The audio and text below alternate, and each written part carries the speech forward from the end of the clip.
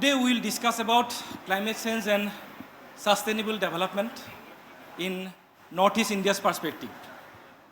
So আমি এই বিষয়টো আমি এইকাৰণে বাছি লৈছোঁ যে সমগ্ৰ বিশ্বত লগতে আমাৰ অসম তথা উত্তৰ পূৰ্বাঞ্চলত এই সমস্যাটো এতিয়া ভয়াৱহ ৰূপ ধাৰণ কৰিছে। আমি এনে কিছুমান কথা পাতিম আজি, যিবোৰ কথাৰ জৰিয়তে আমি আশা কৰিম যে আমাৰ এই যি দ্য কনক্লেভ 2023 এই যিখন মঞ্চ আছে, এই মঞ্চৰ পৰা আমি এটা বিশেষ বাৰ্তা আমি দিব পাৰিম সমাজক, আমাৰ ৰাজ্যসমূহক, যাতে আমি এই সমস্যাটোৰ পৰা আমি মুক্ত হ'ব পাৰোঁ। আচলতে সমস্যা বুলি ক'লে খুব কমকৈ কোৱা হ'ব, আচলতে এটা সংকট, আমাৰ সন্মুখত এটা ডাঙৰ সংকট আহিছে আৰু এই সংকটক লৈ আজি আমি কথা পাতিম। যাদৱ পায়েং ডাঙৰীয়া, মই আপোনাক স্বাগতম জনাইছোঁ আজিৰ এই আমাৰ বিশেষ আলোচনালৈ। ফৰেষ্ট মেন অফ ইণ্ডিয়া, আমাৰ বাবে হিৰ' তেখেত, পৰিৱেশ ৰক্ষাৰ ক্ষেত্ৰত আমাৰ কাৰণে তেখেত hero'. Doctor Purnima Devi Barman, champion of the earth, ৰাষ্ট্ৰসংঘৰ যি এটি বঁটা, সেই বঁটা তেখেতে লাভ কৰিছিল, গ্ৰীণ অস্কাৰ পাইছিল, তেখেতৰ সৈতে কথা পাতিম।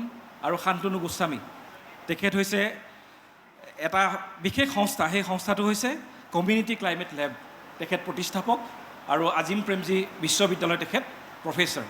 আৰু কিছু সময় পিছত শ্বেতা মহন্ত যিহেতু আহি আছে, তেখেতৰ সৈতে আমি কথা পাতিম। তেখেত হৈছে আৰ্থফুল ফাউণ্ডেশ্যনৰ ফাউণ্ডাৰ এণ্ড চেয়াৰমেন।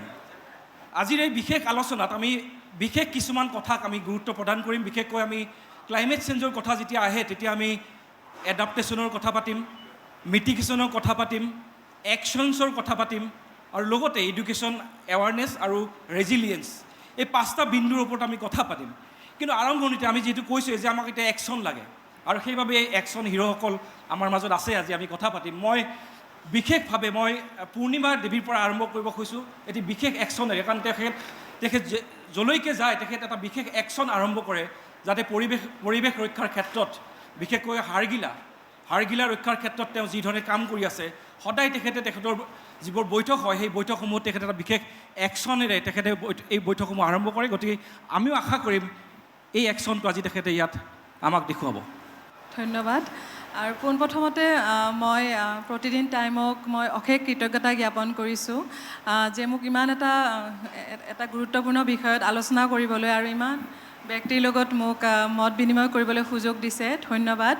আৰু আশা কৰোঁ খুব সুন্দৰকৈ এই আলোচনাটো হৈ যাব। আৰু নয়ন প্ৰতিম ডাঙৰীয়াই যিটো কথা ক'লে, হয়, একশ্যন তেখেতে মোক কৈছিলে যে হাড়গিলা চৰাইৰ টকটো কৰিব লাগে বুলি কৈছিলে। গতিকে মই তাৰ আগতে মই আপোনালোক দেখাব বিচাৰিম, যিহেতু আজি আমি বিশালভাৱে পৰিৱেশ সংৰক্ষণৰ বা গোটেই পৃথিৱীৰ ক্লাইমেট চেঞ্জৰ বিষয়ে আলোচনা কৰিম। তাতেই মই এইটোৱে, আমি যিহেতু হাড়গিলা চৰাই সংৰক্ষণৰ কাৰণে ৰাইজৰ লগত কাম কৰি আছোঁ, এই কামটোৰ দ্বাৰাই আমি কেনেকৈ আন গোটেই বিশাল দিশটো কেনেকৈ সাঙুৰি আছোঁ, সেইখিনি কথাই ক'ব বিচাৰিম। তাৰ আগতে মই আপোনালোকক সকলোকে হয়তো মনটো ভাল লাগিব বুলি মোৰ বিশ্বাস। আমি অসমত হাড়গিলা চৰাইৰ কাৰণে কাম কৰি আছোঁ, গ্ৰেটাৰ এডজুটেণ্ট ষ্টৰ্ক, আৰু আপোনালোকে হাড়গিলা চৰাইটোতো মই ইয়াত লৈ আহিব নোৱাৰোঁ, কিন্তু আপোনালোকক মই বেলেগ ধৰণে দেখাবলৈ প্ৰয়াস কৰিম। সেইটো হৈছে, আপোনালোকে যদি মোৰ কাপোৰত চাই, হাড়গিলা চৰাইটো আপোনালোকে চাইছেনে বাৰু? এইটো গ্ৰেটাৰ এডজুটেণ্ট ষ্টৰ্ক, আৰু হাড়গিলা একদম মূৰ সমানে দেখিবলৈ ওখ হয়। আৰু হয়, আমাৰ হাড়গিলা আৰ্মি বাইদেউসকল, 10,000তকৈ অধিক গাঁৱৰ মহিলা হাড়গিলা আৰ্মি, তেওঁলোকে এই কাপোৰ তৈয়াৰ কৰে, আৰু সেই একশ্যনটোৱে চাগে তেখেতে দেখাব বিচাৰিছে। আৰু আপোনালোকে যদি দেখে, হাড়গিলা চৰাইটো আপোনালোকে মোৰ ইয়াতেও দেখিছে, আৰু কাণতো দেখিছে, প্ৰাণতো আছে। আৰু এই হাড়গিলা চৰাইৰ দ্বাৰাই মই গোটেই সংৰক্ষণৰ যাত্ৰাটো আৰু আমি কেনেধৰণে আমি ক্লাইমেট চেঞ্জৰ বিৰুদ্ধে যুঁজ দিব পাৰোঁ, মই সকলোৰে মাজত বিয়পাই দিব বিচাৰোঁ। আৰু আমি অলপ আগতে কথা পাতোঁতে তেখেতে মোক অনুৰোধ জনাইছিলে যে মই এটা আৰম্ভণিতে এক্সাৰচাইজ কৰিব লাগে আপোনালোকৰ লগত, সকলোৰে লগত। সেইকাৰণে মই সেইটো কৰিব বিচাৰিম, যদি আপোনালোকে মোক অনুমতি দিয়ে, হয়নে বাৰু?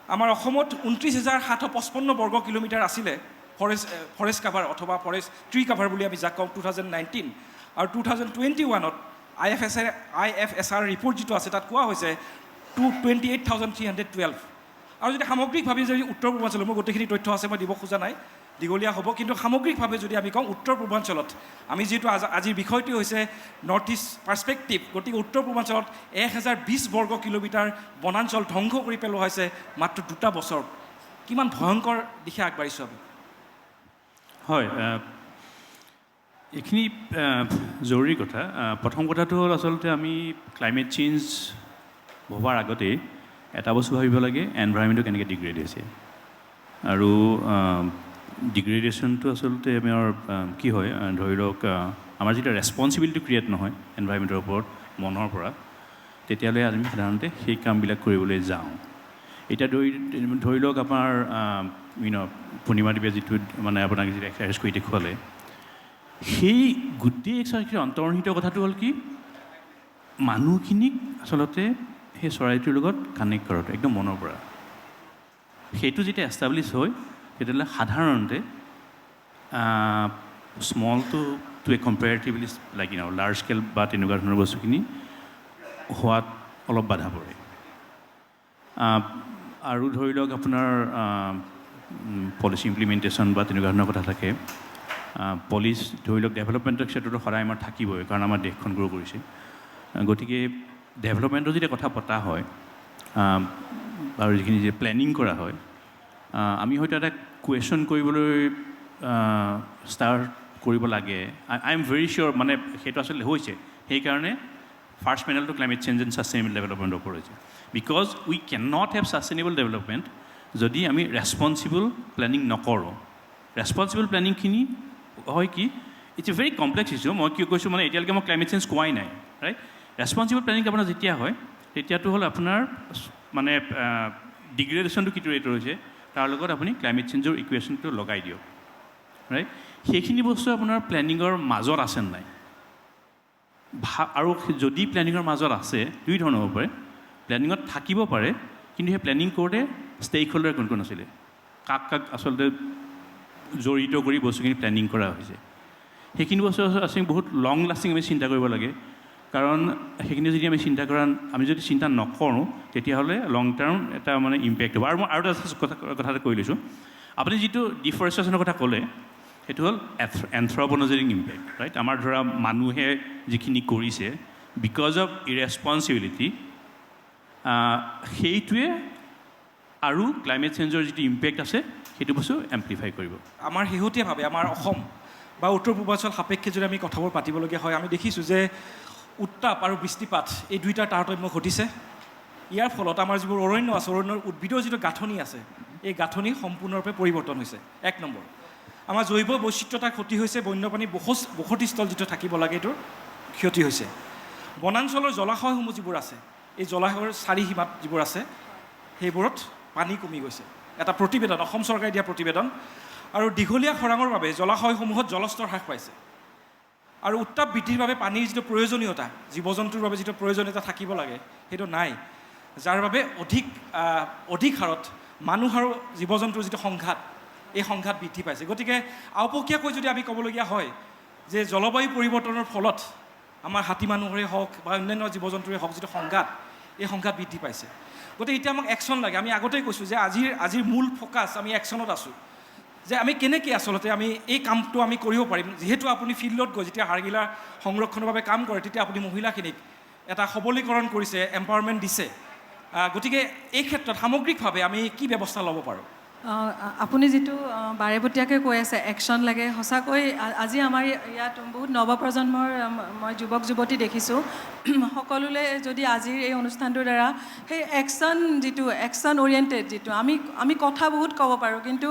একশ্যন আমি নিজে হাতে কামে কৰি দি পেলাই যেতিয়া কামটো কৰিম আৰু মই সদায় এটা কথা কওঁ যে people don't believe in words they believe in actions গতিকে মই সকলোলৈ এইটোৱে ক'ব বিচাৰিম আৰু আপুনি যিখিনি কথা ক'লে তাৰ লগতে মই সংগতি ৰাখি ক'ব বিচাৰিম যে এতিয়া আমি যেতিয়া ক্লাইমেট চেঞ্জ বা গোটেই উষ্ণতাৰ কথা কৈ আছোঁ তেতিয়া আমি তেতিয়া মানে সাধাৰণ গাঁৱৰ হোজা বা সাধাৰণ ব্যক্তিখিনিক আমি কেতিয়াও বাদ দিব নোৱাৰোঁ আমাৰ মাজত এতিয়াও ক্লাইমেট চেঞ্জৰ এডুকেশ্যনটো আমাৰ মাজত ধৰক পলিচি মেকাৰ্ছ বা চাইণ্টিষ্ট ৰিচাৰ্চাৰ বা এছাম ব্যক্তিৰ মাজতে আছে আৰু হয়তো বহুত ক্ষেত্ৰত যিটো বুকিছ নলেজ বুলি কয় কিতাপতে আছে কিন্তু আমি যদি এই ক্লাইমেট চেঞ্জৰ এডুকেশ্যনটো যদি আমি ৰাইজলৈ কমিউনিটিলৈ লৈ যাব পাৰোঁ এজন সাধাৰণ ব্যক্তিও যদি বুজি পায় যে তেওঁৰ কাৰ্বন ফুটপ্ৰিণ্ট কেনেকুৱা কাৰ্বন ফুটপ্ৰিণ্টটো কেনেকুৱা যে তেওঁ নিতৌ কেনেকুৱা কাৰ্বন ফুটপ্ৰিণ্ট হয় যিটো এমিশ্যন হয়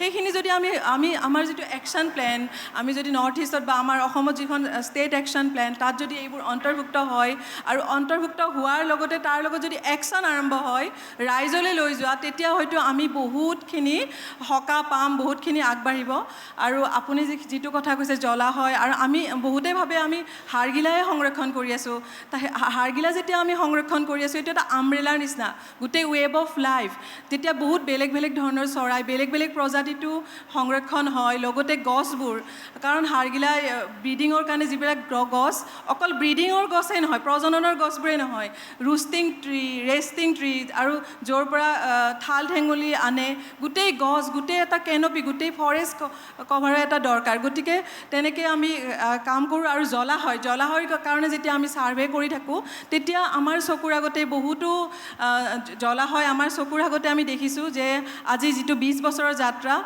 নিজেই শেষ হৈ গৈ আছে সৰু হৈ গৈছে নিজে মানে আপুনি যিটো কথা ক'লে সেইটো নিশ্চয় গোলকীয় উষ্ণতাৰ কাৰণে হৈছে বা ক্লাইমেট চেঞ্জৰ বিভিন্ন কাৰকৰ কাৰণে হৈছে এতিয়া আহোঁ আপুনি যিটো আমাৰ একশ্যন হয় আমি কেনেকুৱা ধৰণৰ কাম কৰিব পাৰোঁ আমি যেতিয়া মই ৰাইজৰ লগত কাম কৰি আছোঁ তাত মই প্ৰথমতে আজি 15 বছৰ আগতে যেতিয়া এই কামটো আৰম্ভ কৰিছিলোঁ তেতিয়া দেখিলোঁ যে হাড়গিলাৰ প্ৰতি মানুহৰ মনোভাৱটো কেনেকুৱা সকলোৱে খুব এটা বেয়া চকুৰে চায় লেতেৰা আৱৰ্জনা বা কেতিয়াবা অপমাৰ্জক বা বহুত কথা কয় আৰু ঠিক তেনেকৈ মোকো বহুতে ধৰক সেই যিটো নেগলিজেঞ্চ যে এইটোহে কৰিব আনকি পৰিৱেশ কৰ্মীসকলেও কিন্তু এটাই কথা উপলব্ধি কৰিলোঁ যে আপুনি যিটো ক'লে হৃদয় পৰিৱৰ্তন মানুহৰ হৃদয় পৰিৱৰ্তন যদি আমি হৃদয়ৰ লগত যদি আমি সংস্থাপন কৰিব নোৱাৰোঁ আৰু সেইকাৰণে আমি সংস্কৃতিৰ লগত জড়িত কৰি যেনেকৈ আমি মই এটা অনুষ্ঠানৰ কথা ক'ব বিচাৰিম এইকাৰণে যে সেই অনুষ্ঠানটো এতিয়া বহুত বিশ্বৰ বিভিন্ন ঠাইত মানে আমাক পৰিৱেশ কৰ্মীসকলে এই অনুষ্ঠানটো পালন কৰি পেলাই আমাক জনায় যিটো হৈছে হাড়গিলাৰ আমি পঞ্চামৃত বেবী শ্বাৱাৰ আৰু সেইটো এটা বিশাল মুভমেণ্টৰ নিচিনা হৈ গৈছে আৰু সেইটোৰ দ্বাৰা বহুত মেছেজ যায় আচলতে যেতিয়া প্ৰজনন কৰি থাকে তেতিয়া গছ কটা গৈছিলে আৰু আমি তেতিয়া হাড়গিলা বেবী শ্বাৱাৰ বা হাড়গিলা পঞ্চামৃত যেনেকৈ আমি অসমীয়া সমাজৰ ৰীতি নীতি পালন কৰি পেলাই কৰোঁ আৰু এতিয়া এনেকুৱা হৈ গৈছে এটা চৰাই আছে GIB গ্ৰেট ইণ্ডিয়ান বাষ্টাৰ্ড আৰু একেবাৰে ক্ৰিটিকেলি এণ্ডেঞ্জাৰ্ড আৰু সেই চৰাইটোৰ কাৰণেও পৰিৱেশ কৰ্মীসকলে এতিয়া মানে বেবী শ্বাৱাৰ পাতে বা কানাডাত বা কিছুমান ঠাইত আমাক কণ্টেক্ট কৰে যে আমি আমাৰ নিজৰ ঠাইৰ ৰীতি নীতিৰ দ্বাৰা আমি এই বেবী শ্বাৱাৰ পাতি আছোঁ আৰু ইমান ভাল লাগে তেনেকৈ একশ্যন আৰু আপোনালোকে দেখিলে আমি 10,000তকৈ আমি অসম মডেল বুলি ক'ব পাৰোঁ হয়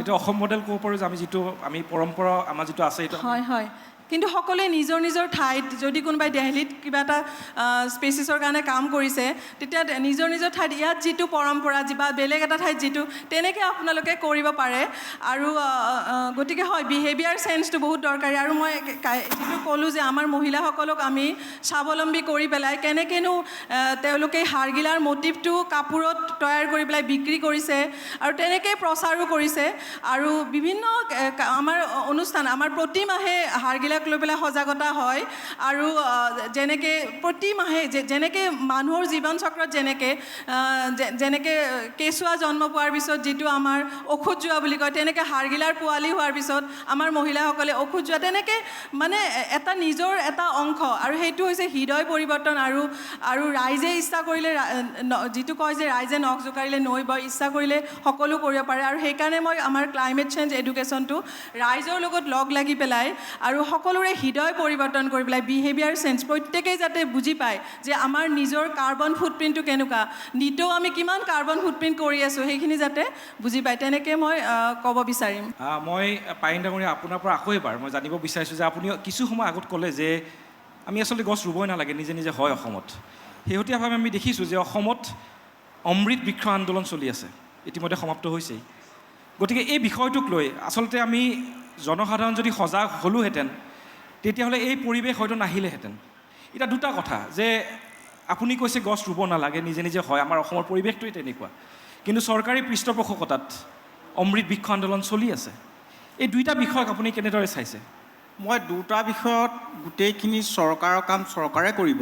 মোৰ এটাই কথা দৰকাৰ আছে, কাৰণ সূৰ্য উঠা দেশৰ পৰা সূৰ্য পৰা দেশলৈ গৈ দেখা পোৱা যায়, কোনো এখন দেশত পৃথিৱীক ভাল পাবলৈ শিক্ষানীতিত নাই। চাৰ্টিফিকেটখন লয়, চাকৰি এটা কৰিম, ঘৰ এটা বনাম, গাড়ী এখন কিনিম, আজিলৈকে কোনো এখন দেশত নাই। নথকাৰ ফলত জলবায়ু পৰিৱৰ্তন হৈছে। সেইটোকে আকৌ ঘূৰাই আনিবলৈ হ'লে এনভাইৰমেণ্টেল ছায়েন্স, পৰিৱেশ বিজ্ঞান LP স্কুলৰ পৰা দিব লাগিব, পৰিৱেশ শিক্ষক দিব লাগিব, পৰিৱেশ ইউনিভাৰ্চিটি দিব লাগিব। যেতিয়া এটা ল'ৰা LP স্কুলত নাম লগাব, এজোপা গছ ৰুব, সি প্ৰেক্টিকেলি 5 বছৰত ডাঙৰ কৰিব, তাৰ অক্সিজেনটো সি নিজে ল'ব, পিছৰ 5 বছৰ তাৰো এজোপা দিব, বিশ্ববাসীক দিব। তেতিয়া অসমেই নালাগে, ভাৰতেই নালাগে, পৃথিৱীত কিমান 10 বছৰতে অল অভাৰ ৱৰ্ল্ড গ্ৰীণ হৈছে। সেইখিনি ল'ৰা ছোৱালীয়ে নতুন পৃথিৱী। ইহঁতে ৰোৱা গছ কোনোদিন কাটিব নিদিব, ইহঁতৰ গছৰ ওপৰত পৰা চৰাই মাৰিব নিদিব, ইহঁতৰ গছৰ তলত থকা জীৱ জন্তু। সেই আদিম যুগত পৰা মানুহে যিদিনা গছে কাপোৰ পিন্ধাবলৈ শিকাইছিল, চৰাই আকাশত উৰিবলৈ শিকাইছিল, সেইদিন ধৰি সমগ্ৰ বিশ্বই প্ৰকৃতিক দাগ হিচাপে ব্যৱহাৰ কৰাৰ ফলত জলবায়ু পৰিৱৰ্তন হৈছে, COVID-19 হৈছে, আৰু সেইখিনি ল'ৰা ছোৱালীয়ে নতুন পৃথিৱী গঢ়িব পাৰিব। বুঢ়া শালিকাই মাত নলয়। সেইকাৰণে সেই কথাবিলাক শিক্ষাৰ বলতে সৰুৰে পৰা বলে। যিহেতু মই 3য় শ্ৰেণীৰ পৰা শিকিছিলোঁ বিজ্ঞানীৰ লগত।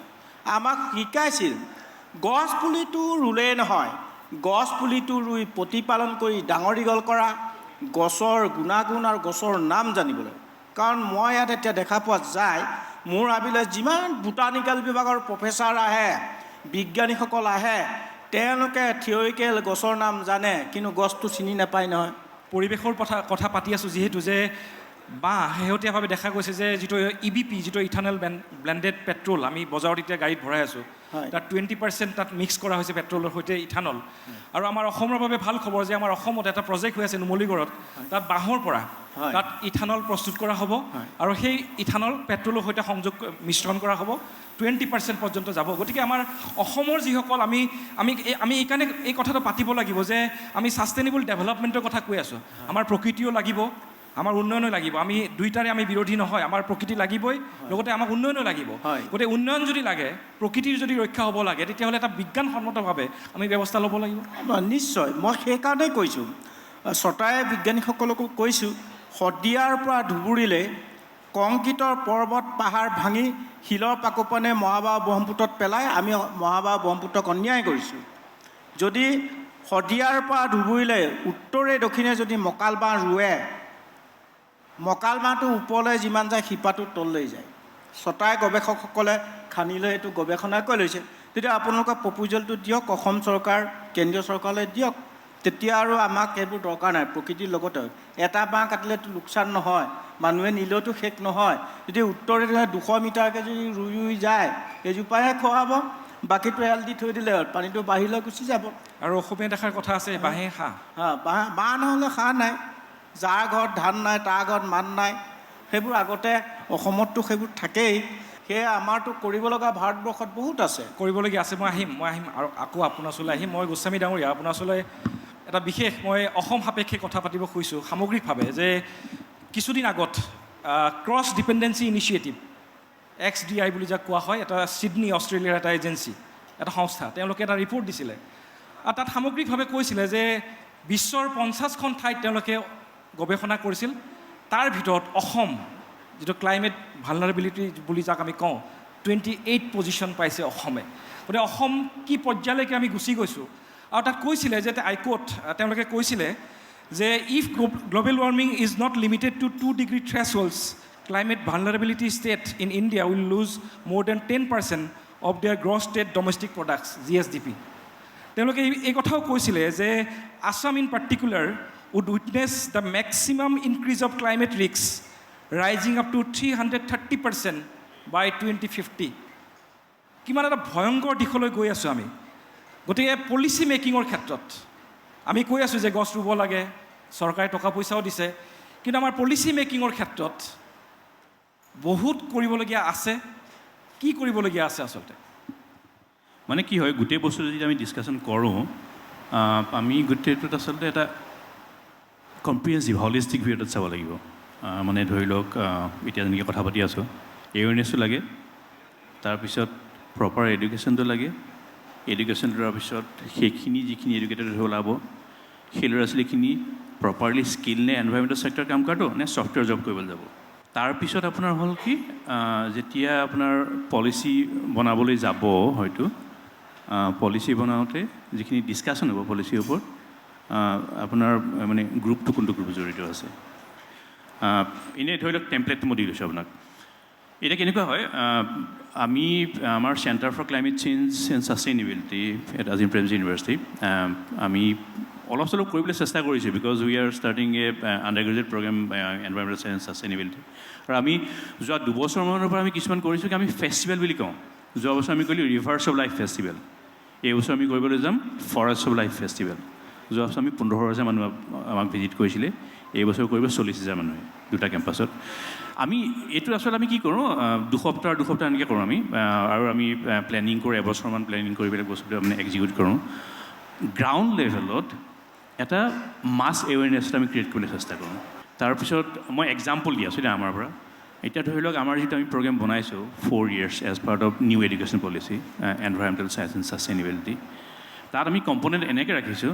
যাতে আপোনাৰ ফাৰ্ষ্ট কোৰ্চটো আমি ছ'চিঅ' ইকলজিকেল ছিষ্টেমছৰ ওপৰত দিছোঁ এছএমএছৰ এৱেৰনেছো ক্ৰিয়েট কৰিছোঁ তাৰপিছত আমি অলপমান কাম কৰিম ডমেইন নলেজ ক্ৰিয়েট কৰিবৰ কাৰণে তাৰপিছত আমি কি কৰিম আমি স্কিল যিখিনি লাগে ইন টাৰ্মছ অফ আপোনাৰ ডেটা প্ৰচেছিং হওক বা মানে যিখিনি আপোনাৰ এনভাইৰমেণ্টেল অভাৰঅল হলিষ্টিক এনভাইৰমেণ্টেল মানে ছায়েন্স এক্টিভিজিমৰ কাৰণে যিখিনি লাগে সেইখিনি দি লাষ্টৰ বছৰত 6 মাহমান হয় ৰিচাৰ্চ নহয় কোনোবা এটা অৰ্গেনাইজেশ্যন কৰি কাম কৰিব গৈ কাইলৈ মানে মলাই দিয়া ওচৰত আহিব পাৰে কাম কৰিবৰ কাৰণে পায়ংগাৰ ওচৰত তেনেকুৱা বস্তুটো যাতে উভতি গৈ যেতিয়া কমপ্লিট কৰে তেখেতসকলৰ মানে যাতে এটা কমপ্লিট পেকেজ এটা ক্ৰিয়েট হয় আৰু যিটোৱে আপোনাৰ মানে ৰেডি হ'ব সেইটোত গৈ পেলাই পলিচি মেকাৰ্ছ আমি যিসকল পলিচি মেকাৰ্ছ আছে ইয়াত দিল্লীত দেশখন চলাই আছে দিল্লীত বহি যিসকলে ৰাজ্যসমূহত যিসকল মন্ত্ৰী বিধায়ক আছে তেওঁলোকৰ ভূমিকা ডাঙৰ ভূমিকা আছে নিশ্চয় কিন্তু এটা থাকি গৈছে তাত হয় আমি যদি আপোনাৰ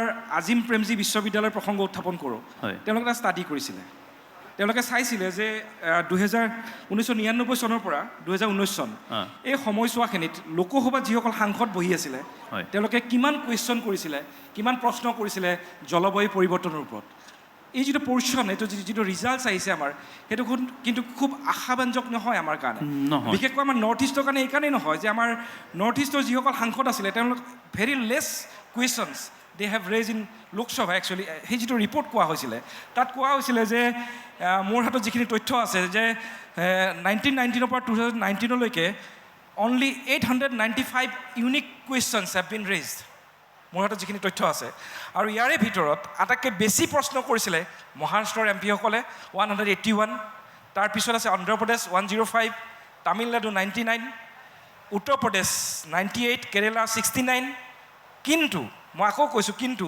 মিজোৰাম 0 মণিপুৰ মেঘালয় 0 গতিকে এই যিটো পলিচি মেকাৰ্ছৰ কথা যিটো আমি কৈ আছোঁ যে আমাৰ সাংসদসকলে আমাৰ বিধায়কসকলে প্ৰশ্ন আনিব লাগিব শেহতীয়াভাৱে আমি এটা ভাল দিশ দেখিছোঁ যে অসম বিধানসভাত কেইবাগৰাকীও বিধায়কে জলবায়ু পৰিৱৰ্তনৰ ওপৰত ভাল প্ৰশ্ন আনিছে ৰাইজে অৱগত হৈছে কিন্তু দিল্লীত যিসকল বহি আছে আমি যিটো আজি দিল্লীত আছোঁ গতিকে আমি আশা কৰিম যে আমাৰ দিল্লীত যিসকল সাংসদ আছে নৰ্থ ইষ্টৰ সাংসদ আছে তেওঁলোকে প্ৰশ্ন কৰক আৰু পলিচি মেকাৰ্ছসকলক বাধ্য কৰাওক যে এই কামটো আচলতে কৰিব লাগিব নিশ্চয় মানে তাতকৈ মই ডাঙৰ পিকচাৰ দি লৈছোঁ চবৰে কাৰণে ষ্টাডিটোত কি হৈছিলে 1919 পৰা 2019 ৰাইট 20 বছৰৰ গোটেইখিনি মানে পাৰ্লিয়ামেণ্টৰ কুৱেশ্যন চোৱাৰ পিছত আমি গম পালোঁ যে 0.3% কুৱেশ্যন আছিলে anything to do with climate change গতিকে নেশ্যনেল স্কেলত আমি ক্লাইমেট এনভাইৰনমেণ্টত আমি পাত্তাই নিদিওঁ। এই প্ৰসংগত আমি কথা পাতিম আৰু আমি কৈছিলোঁ আগতে যে আজি আমাৰ সৈতে জইন কৰিব চেতা মহন্ত। তেখেত হৈছে founder and chairman of Earthful foundation. প্ৰথমে যিহেতু আপুনি আহি পাইছে, আমি কথা পাতি আছোঁ। So' let's begin with you. So' when we talk about climate change, the issue of linear and circular economy automatically comes up. So my first question to you about linear and circular economy and its impact on climate change. See, what we are doing is we get the raw material, get a product made out of it, use it, and then we throw it. That is what we have been doing. Whereas what nature does is that each and everything has some use. So if we see tree becomes, it gives flowers, the flowers fall down, the leaves become food for worms, insects, and then the seed again becomes another plant. So everything is consumed in nature. This is called circular economy. That is what the inspiration of circular economy is. So we are talking about environment here, right? So overall, what is happening is that there's so much of production which is happening, and things are getting consumed, but we are not even thinking that where is it going. So whatever we are consuming, and after that we are throwing it, it is becoming heaps and heaps of mountains of waste. So that is something which we need to think about. And if we want to distinguish between the two, then which economy is most sustainable for our environment? Yeah, so exactly. So circular economy, that's why the concept of circular economy came in. Linear is something which is straight line, right? So as I just said, that we start with the production and then we use it and we just dump it. We don't even think what is going to happen about it, right? And then circular is something which we are inspiring from the nature. Everything has to go back. If we talk about the concept of recircle, recycle, reuse, reduce, this is all what is the circular thing is. That everything is going in circle. It's not that we are dumping things. Yeah, but it's very sad to say that in our northeastern states, we don't have any circular waste management system so far. Yes, not at all. Recycling is something which is a very common word nowadays, that we talk about recycle. But how much of it is recycled, and what is recyclable? So one thing we have to understand is that right now what is happening, a very small example is earlier we used to go for picnics. Now also we go for a picnic. Maybe we were not careful about our waste or our habits of throwing waste earlier also and now also. It's the same thing.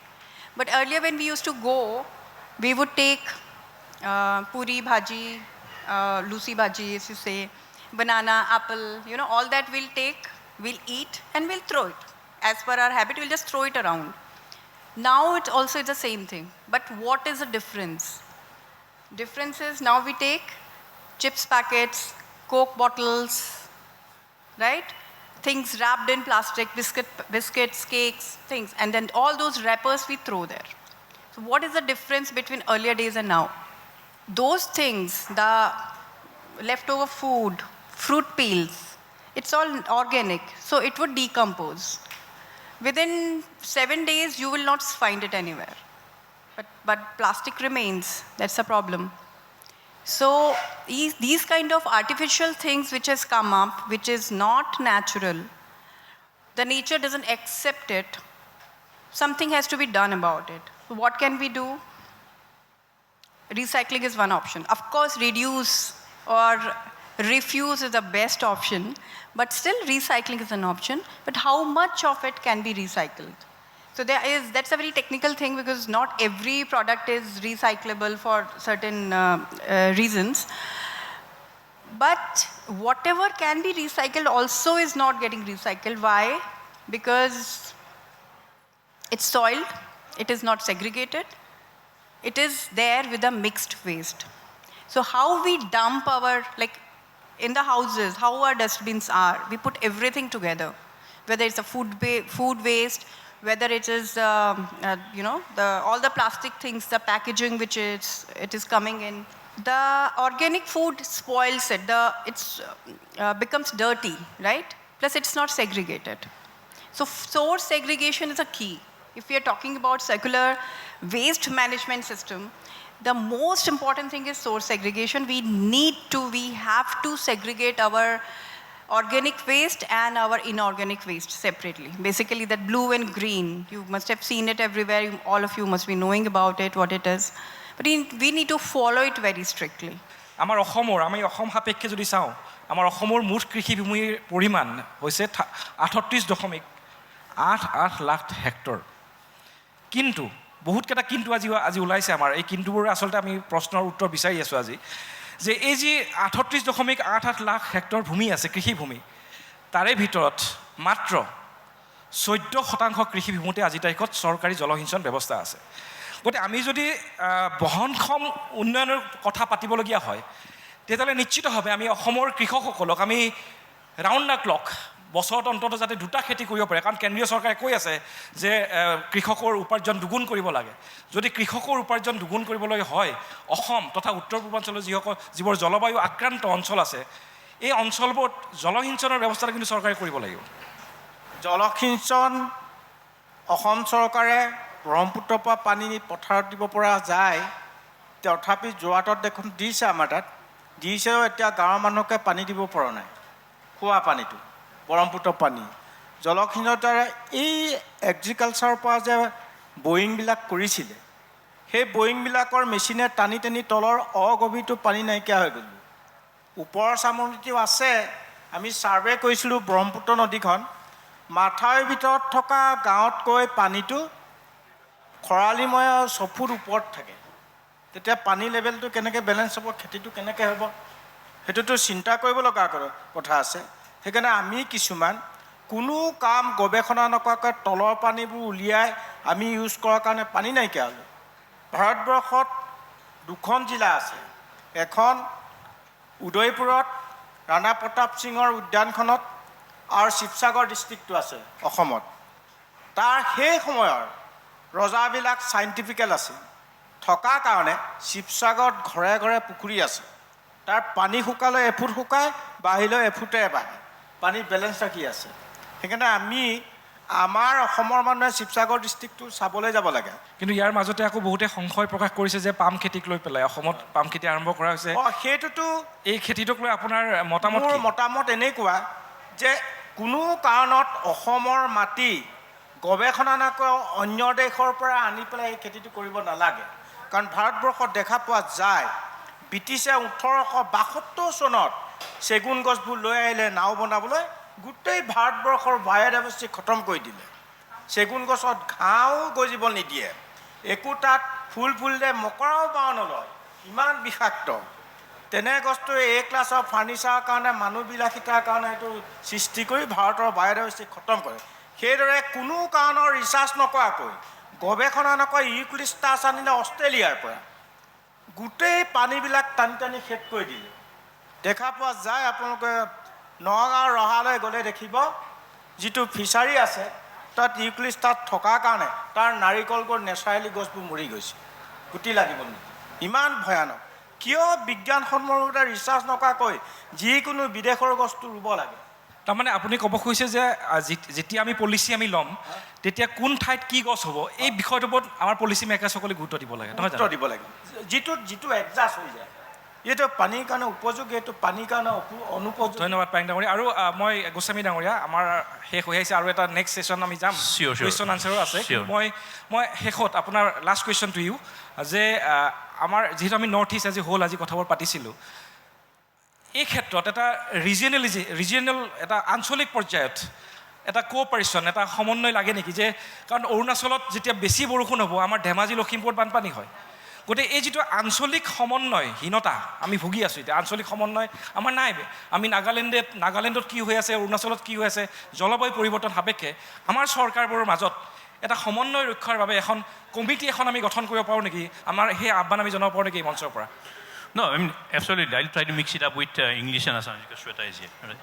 So, নিশ্চয় আমাৰ যিটো ধৰি লওক আঞ্চলিক I think এটা regional corporation আমাক লাগে, we really need it, not only at a government level, এটা government level, institutional, I am going to say education institutional level, media house, everybody should be basically talking to each other, and we should start thinking about how we can think about finding some sort of a discourse, finding some sort of a useful discussion towards making some good policy, right?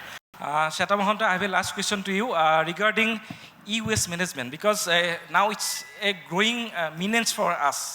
So what do you have to say about that? It's very similar to the other waste, that how are we managing our waste and what kind of systems we have in place. So for electronic waste also, it is extremely hazardous because it has a lot of very, very harmful things inside it, like lead, cadmium kind of things. At the same time, this is a catch in electronic waste, that at the same time it has very expensive metal also, like copper, gold and all of that. So what happens is that the value for the unorganized sector has a lot for electronic waste. To obtain this, it is broken or whatever is done to it to extract the precious thing, but then it is disposed just like that, like the normal solid waste. So all that harmful extra things get mixed again. It goes to the landfill or it goes to the earth and it seeps inside the water. So there has to be again a lot of care in disposing the electronic waste. The best way is to give it to only government authorized recyclers. Pollution Control Board has some specific recyclers who are supposed to handle the electronic waste. But we have some kind of an attachment with it that we just say that let's give it, kuch to mil jayega.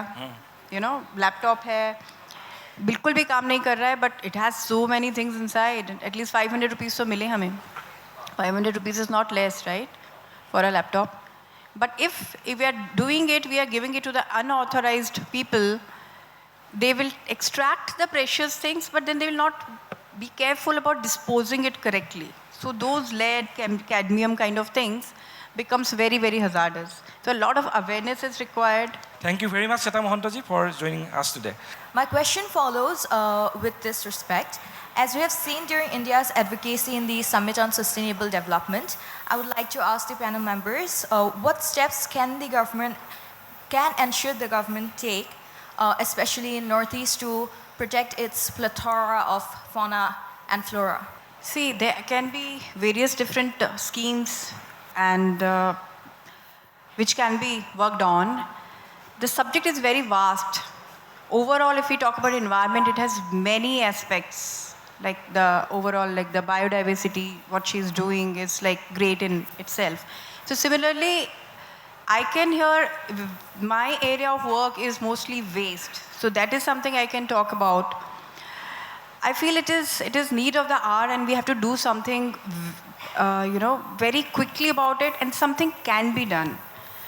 I have just myself said some time back is that we should segregate our waste. But the problem is, what will we do after segregating it? The person who is coming to collect from our houses, you see it's like one gadi and you have to put everything there. Or in Guwahati, you say still the door-to-door collection is not there, but there are like big community bins which are on the roadside. So if I segregate my waste and I go there and I try to put it in the bin, I mean, what is the point? Because it's all mixed over there. So the system has to be placed, system has to be made so that everything can be to the end, this has to be a solution. That if we are segregating, it is collected in a segregated manner, then finally it is further treated in a segregated manner. Dry waste, I'm taking a little more time in this, but I need to say this, that what happens is that when we talk about green waste and the blue waste, the dry waste and the wet waste, the organic waste can be made into compost or biogas. But the dry waste, all these things which are recyclable, a lot of resources which are there. We don't have any dry waste facilities in Assam, in Guwahati, and I think in other states. That is a requirement. I mean, I also request the government to take some measures and facilitate some dry waste centers, and it will really help to recover a lot of resources. আমি কেনেদৰে জলবায়ু পৰিৱৰ্তনৰ যিটো সমস্যাটো সেইটো আমি আনৰ মাজত কেনেদৰে প্ৰচাৰ কৰিব পাৰোঁ আৰু কেৱল পুথিগত পাৰিৱেশিক বিদ্যাই এই পৰিৱেশিক সমস্যাসমূহ সমাধান কৰিবলৈ সক্ষম হ'বনে?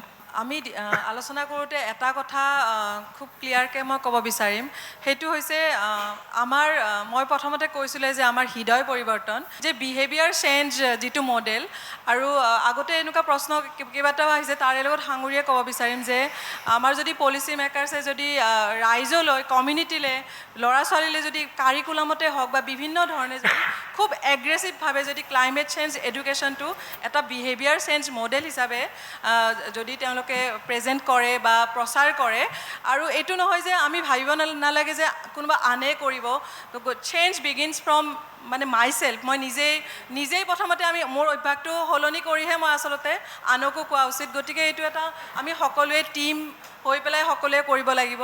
যেনেকৈ আমি কিছুমান আমি যদিও এইবিলাক সৰু সৰু কথা, কিন্তু ইয়াৰ গভীৰতা বহুত আছে। যেনেকৈ আমি যদি এটা সলনি কৰোঁ ঘৰখনত, নিজৰ ঘৰখনতে আমি প্লাষ্টিক বটলটো ইউজ নকৰি পেলাই নিজৰ এটা খোৱা পানীৰ বটল লগত লৈ যাওঁ, কাপোৰৰ মোনাখন ব্যৱহাৰ কৰোঁ, এইবিলাক মানে দেখিবলৈ হয়তো এজনে আনজনক হাঁহিব পাৰে যে ইমান ডাঙৰ সলনি কৰিছেনে, কিন্তু বহুত ডাঙৰ সলনি হয় আচলতে। আৰু এইবিলাক যিটো বিহেভিয়াৰ চেঞ্জ মডেলটো মই ভাবোঁ আমাৰ সৰু সৰু যেনেকৈ পায়েং দাদাই ক'লে বা আপুনি ক'লে, গতিকে আমাৰ সৰু ল'ৰা ছোৱালীসকলৰ পৰাই আমি নীতি শিক্ষাটো এইবোৰ অন্তৰ্ভুক্ত কৰিব লাগে। ধন্যবাদ। My question goes as such.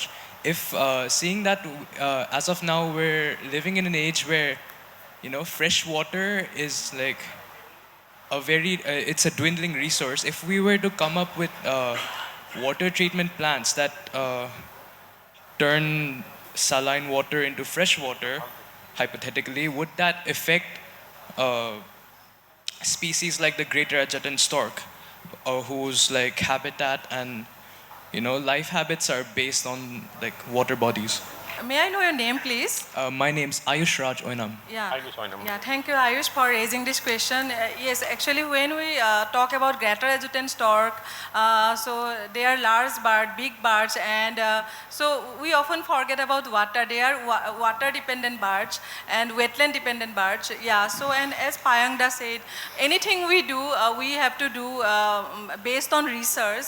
So yeah, definitely the nutrient cycling, there is a just term called nutrient cycling, which is so important in our ecosystem, in our food web, and we have to study that nutrient cycling, and then taking up an action, we definitely have to go through that. Thank you. In the business sector, we face the dilemma between profit and purpose. Like, if we think more about the profit, it compels us to think less about the purpose for the society.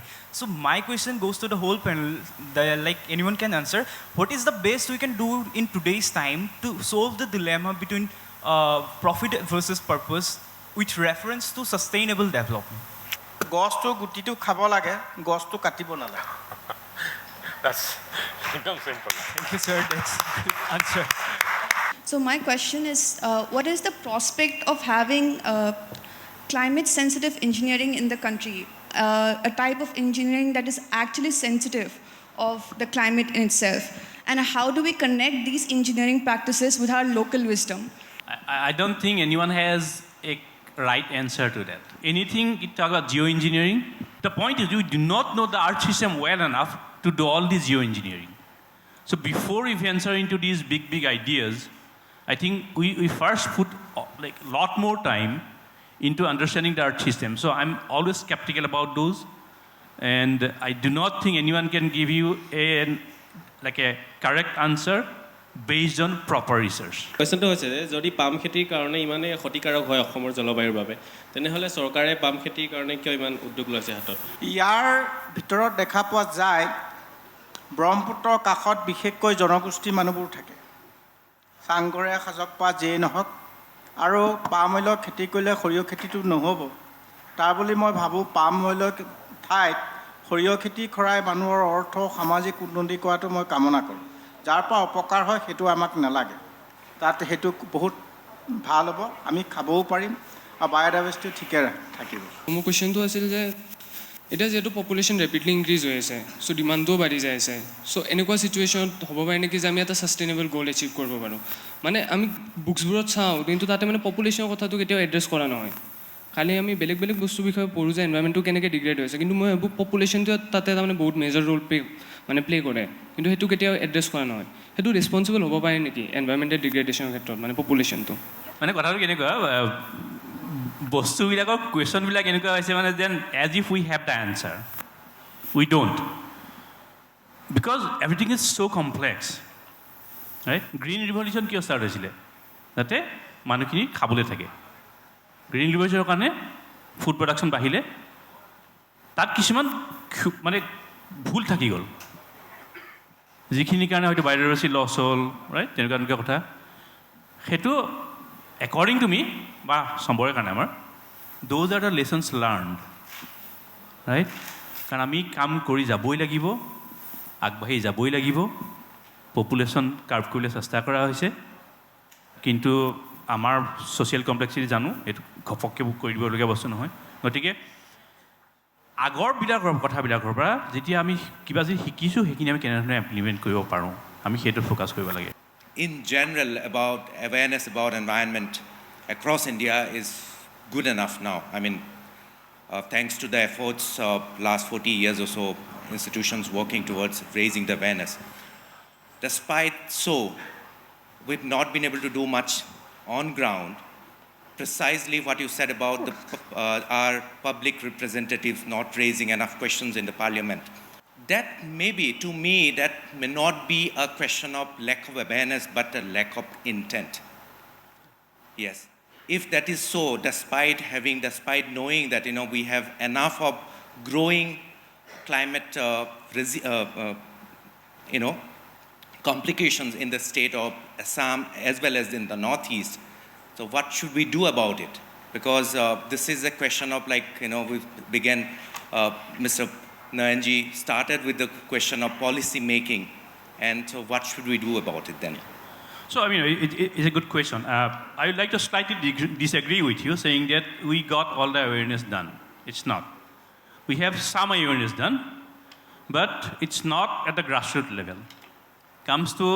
So that's why we see garbage on the street all the time, garbage all over, because we do not have that awareness at the very grassroots level.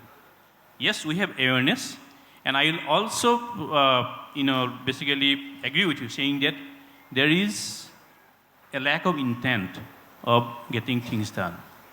According to me, that is because we have not had enough discussion in a meaningful way to pressurize probably the people, the policymakers, or make them realize, not really pressurize, make them realize that it's important to do. And that's why what, Noyan, we were kind of, trying to talk about. I think, going out of this, this panel, maybe we should start thinking about how, as a Northeast, we can come together. Can be at the government level, can be at the research institution level, can be at the education institution level, should be at the media level, right? Then how we just get together, have this frequent conversation on key specific topics, not a very broad one, to start addressing those, to start discussing those, then maybe then policymakers will be with us to talk them. That's my angle on it. আৰু শেষত আমি সকলোকে ধন্যবাদ জ্ঞাপন কৰিছোঁ বিশেষকৈ যিসকল audience আমাৰ সন্মুখত আছে তেওঁলোকে আজি যিখিনি প্ৰশ্ন উত্থাপন কৰিলে আচলতে এই প্ৰশ্নবোৰ সকলোৰে মনত জাগি আছে আৰু আমি আশা কৰিম যে আমাৰ যিসকল পলিচি মেকাৰ্ছ আছে বিশেষকৈ দিল্লীত তেওঁলোকৰ পৰা এটা ভাল এটা গুডউইল আমি বিচাৰিম আৰু সেইভাবে আসলে আমাৰ লক্ষ্য আৰু উদ্দেশ্য হৈছে এই কনক্লেভৰ এয়াই যে আমি নৰ্থ ইষ্টৰ সমস্যাবোৰ আমি ইয়ালৈ আনিছোঁ আমি আশা কৰিম যে দিল্লী আমাৰ কথাবোৰ শুনিব আৰু যি ধৰণে এটা ইতিবাচক দৃষ্টিভংগীৰে কাম কৰিব লাগে সেই ধৰণে তেওঁলোকে কামবোৰ কৰিব আৰু আমাৰ যিসকল পেনেলিষ্ট আছিলে শ্বেত মহন্তজী আপোনাক ধন্যবাদ জ্ঞাপন কৰিছোঁ শান্তনু গোস্বামী ডাঙৰীয়া আপোনাকো ধন্যবাদ পূৰ্ণিমা দেৱী বৰ্মন আপোনাকো ধন্যবাদ জ্ঞাপন কৰিছোঁ আৰু যাদৱ পায়েং ডাঙৰীয়া আপোনাৰ বহুমূলীয়া মতামতৰ বাবে আপোনাকো ধন্যবাদ জ্ঞাপন কৰিছোঁ আৰু সদশেষত আমি আশা কৰিছোঁ যে আজিৰ এই আলোচনাৰ পৰা আমি যিখিনি কথা পালোঁ বা বুজিলোঁ সেয়া হৈছে যে আমি উত্তৰ পূৰ্বাঞ্চলত আমি যদি সামগ্ৰিকভাৱে এই সমস্যাটোৰ পৰা আমি যদি মুক্তি বিচাৰিম তেতিয়াহ'লে আমি এটা আঞ্চলিক সহযোগিতা আমাৰ চুবুৰীয়া ৰাজ্যসমূহৰ লৈ পেলাই আমি এটা আঞ্চলিক সহযোগিতাৰ মাজেৰে আমি আগবাঢ়িব লাগিব তেতিয়াহ'লে হয়তো আমি এই যিটো ক্লাইমেট চেঞ্জ আৰু যদি অলপ ওপৰলৈ যাওঁ তেতিয়াহ'লে মই ক'ব খুজিম যে এয়া ক্লাইমেট ক্ৰাইচিছ এই ক্ৰাইচিছৰ পৰা আমি ৰক্ষা পাবলৈ সক্ষম হ'ম ধন্যবাদ